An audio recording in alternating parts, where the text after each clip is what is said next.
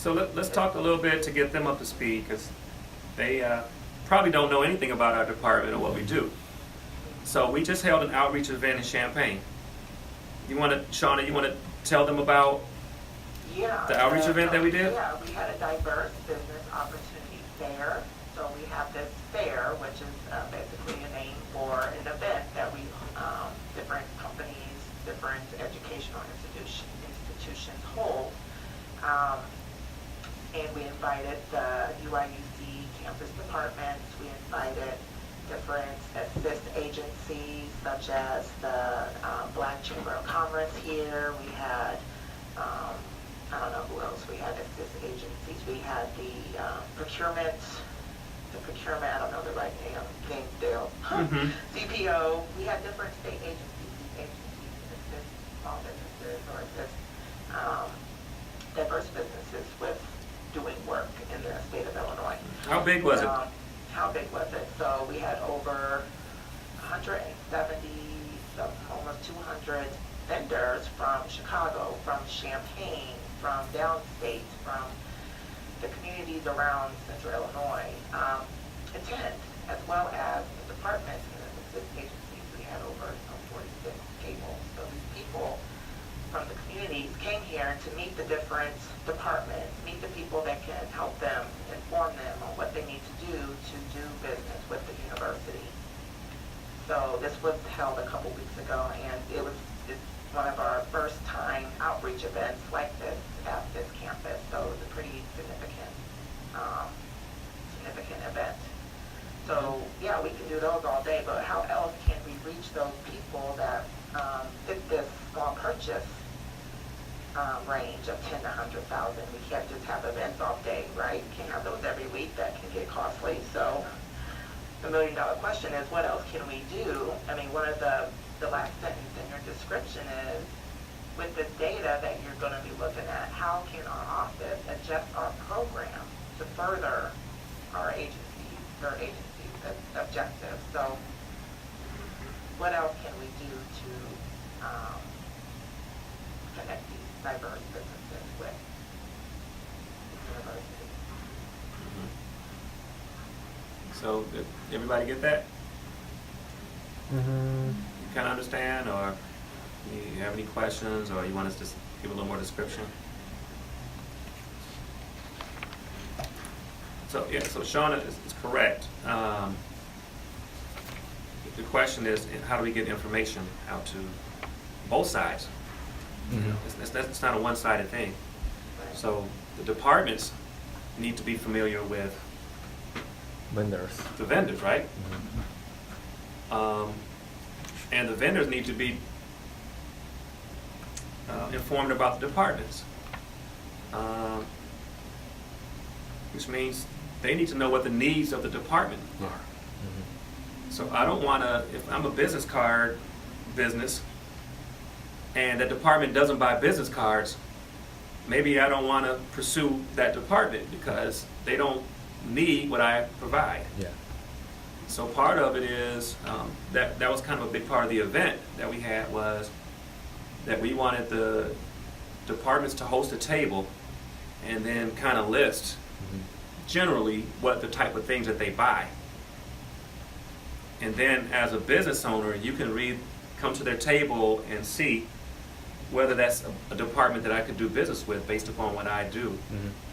And if it's something, oh, they need business cards or they need promotional items or something, and that's what I do, then I would talk to that department. Yeah. It's more strategic as opposed to, I'm going to talk to all 100 departments. You know, that's not very effective. So part of the outreach is to network and to bring those parties together so that the business community to understand what our needs are, and for the departments to see what diverse businesses can offer, and then select, oh, that's a good company, that's a good one. Do it that way. So for our project, what are your expectations from our project, our group? So what do you expect us to achieve? Well, first and foremost is I want you to have a greater understanding of our department. Yeah. You know, you need to understand what our mission is, Mm-hmm. right? Mhm. That's what we're trying to do today, is kind of formulate that, because if you don't know what we do,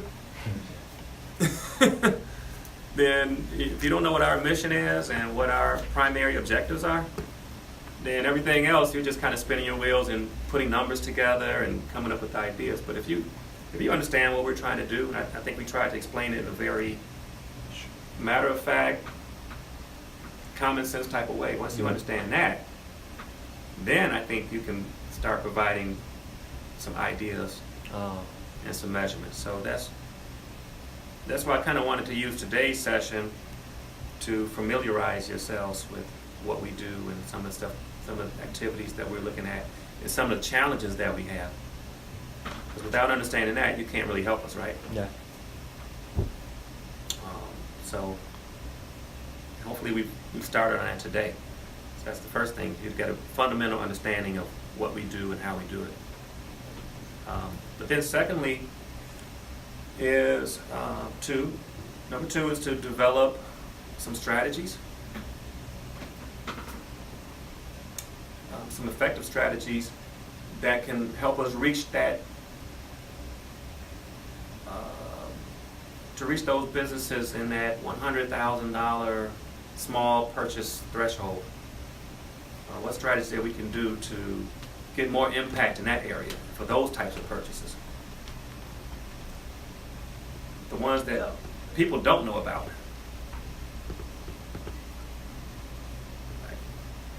Right. And then how do we measure it? How do we measure our progress? What kind of metrics can we have in place to measure? Once we put it in place, how do we know if it was effective or not? We can have some great ideas in here, but we come back a year later and say, hey, did those ideas work? Well, how do we know? So maybe we can put some ideas in place about how do we measure that success. Mm-hmm.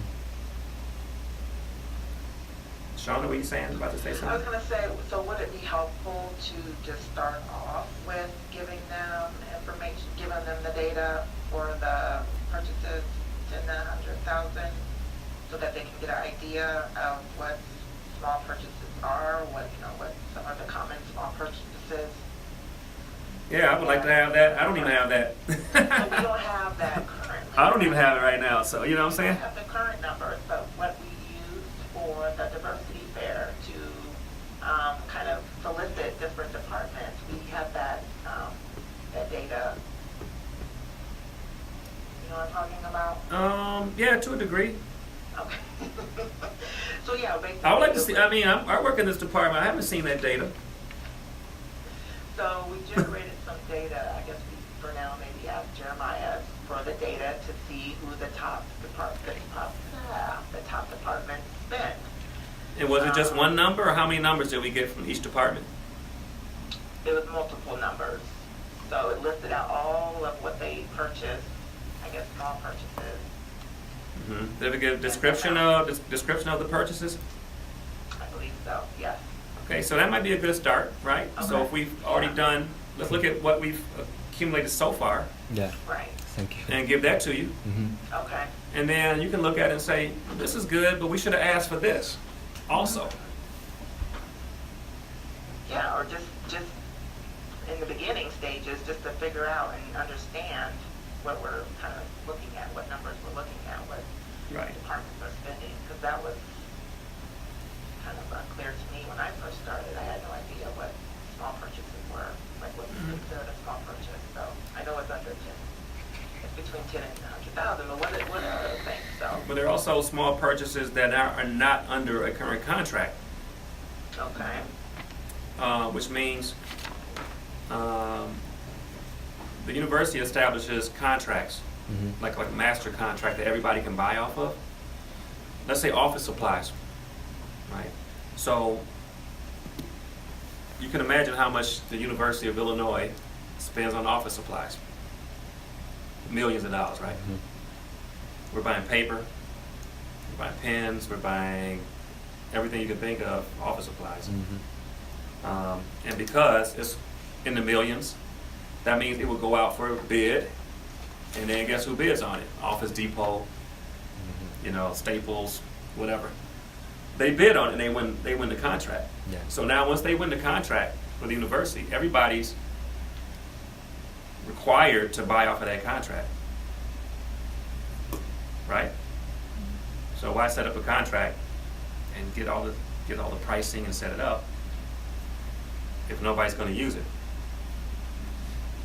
So it's not always that the purchase is under $100,000, because when I buy this pen is only $1.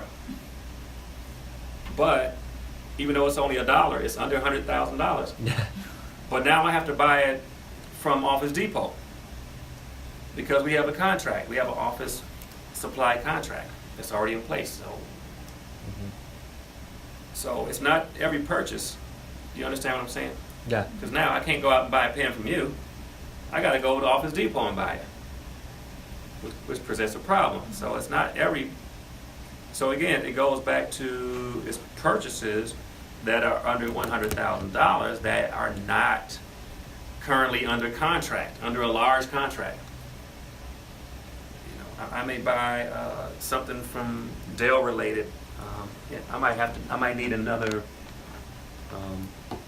charger or something for my computer. That might be $40 for that. But I can't buy it from you because I have to buy it under our Dell contract. Right? So then we have to look at those purchases that are under $100,000 that are not currently under contract. Right, Shauna? Yes, now I'm getting a little confused, though. Ah. Made it a little more complicated, right? Yeah, yes. Makes it a little more complicated, doesn't it? Yeah. It limits the thing, right? It starts limiting the things that you can actually buy from anybody. Because if you understand purchasing job is to scour the university and look at things that we don't want people buying willy-nilly. Just every time I need a pen, you're going to buy it from one vendor, you're going to buy it from somebody else, you're going to buy it from somebody else, you're going to buy it from somebody else. Well, that doesn't make any sense to do it that way, right? Yeah. I mean, you're going to Target, you're going to, you're going to Walmart, and you're going to Home Depot, and you're going to, whoever, Office Max. So Department of Purchasing looks at it and says, well, if all of you guys are buying the same product, and I add up how much we're spending, and it's over $100,000, well, we should just get a master contract, one big contract. Everybody buys from that one contract. Everybody buys from Home Depot or Office Depot. Why? Because we know business, right? The more you buy from somebody, the more discounts you get. Yeah. So it's cheaper to buy 100 pens. You get a lower price for 100 pens versus 100 individual pens. Yeah. You might spend $1. Everybody might spend $1 for a pen, but if we all buy it together, I can get it for 75 cents. So that's how we think about purchasing. Yeah. So we don't want everybody doing that. We can save more money if we buy it under a contract. So that's why we do it. Yeah. So the issue then becomes for those purchases that are not under contract. How do we get our small businesses to buy, or how do we get the departments to buy on those purchases from our businesses? Right?